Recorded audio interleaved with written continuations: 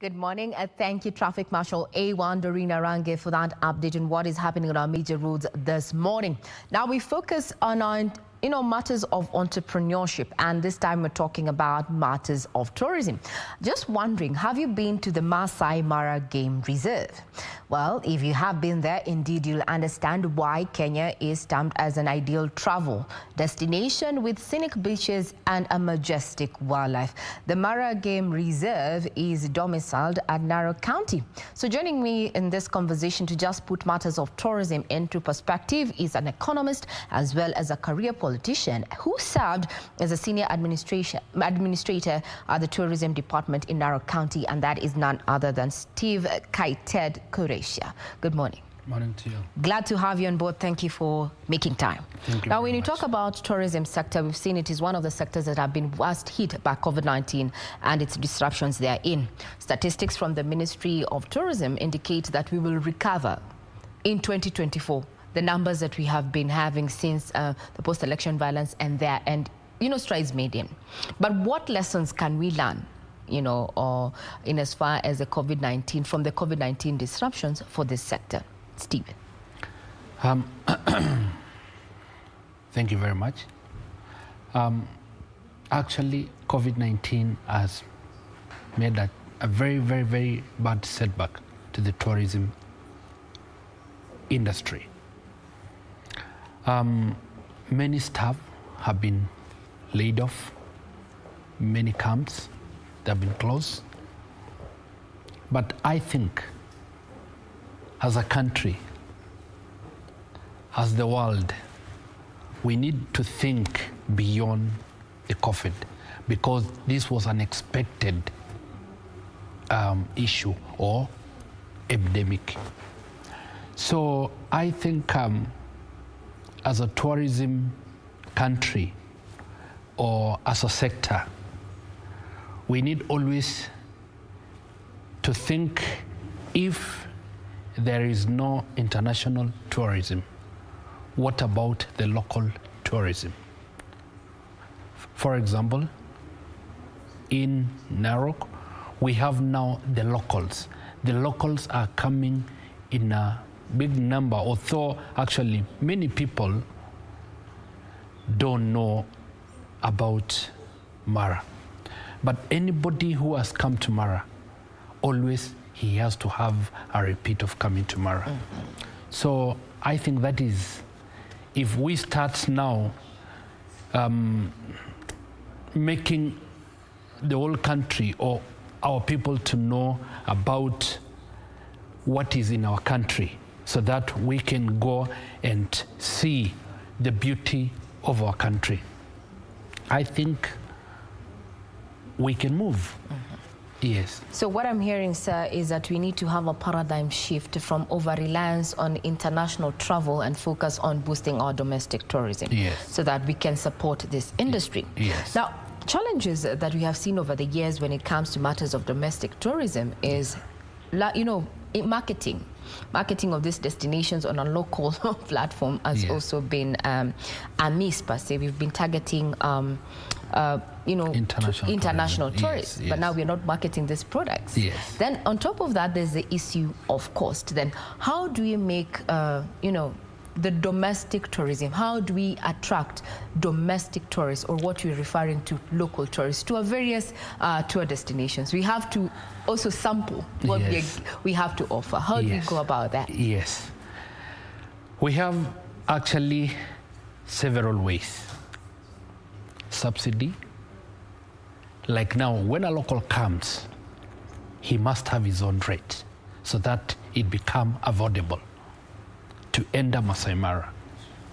Second, we have also to give him a low rate when he goes to the hotel.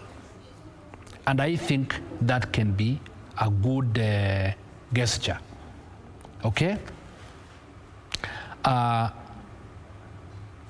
Like schools, children,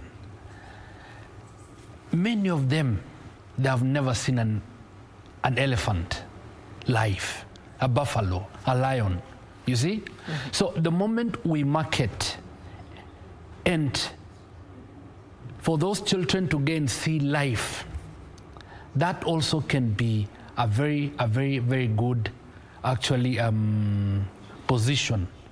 But if we don't market, then what are we doing? So I think marketing also for the local tourism or for the local industry is very important. So I've been in several markets of the world, and whenever we travel, Kenya actually has been put in a very good corner about tourism. Many exhibitions, whenever we go, actually Kenya always merge among the best, and especially Masai Mara. So if we can market also locally, it can improve our tourism industry. And lowering, having attractive rates for the local travel. Now let's talk about infrastructure. Some years back, there was a conversation around the Sekinani Road.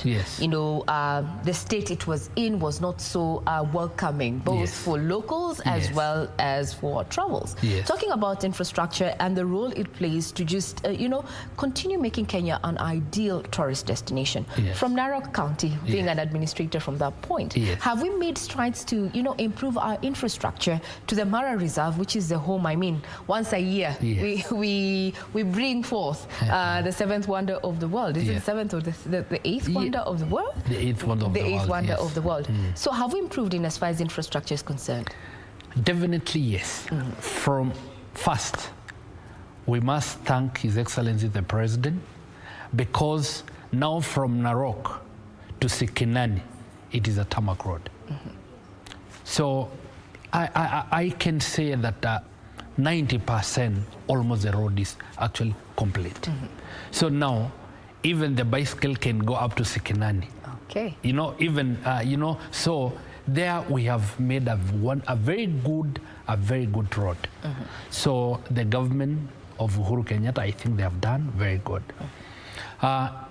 Inside the park, the county has made very good road. We have graded the road.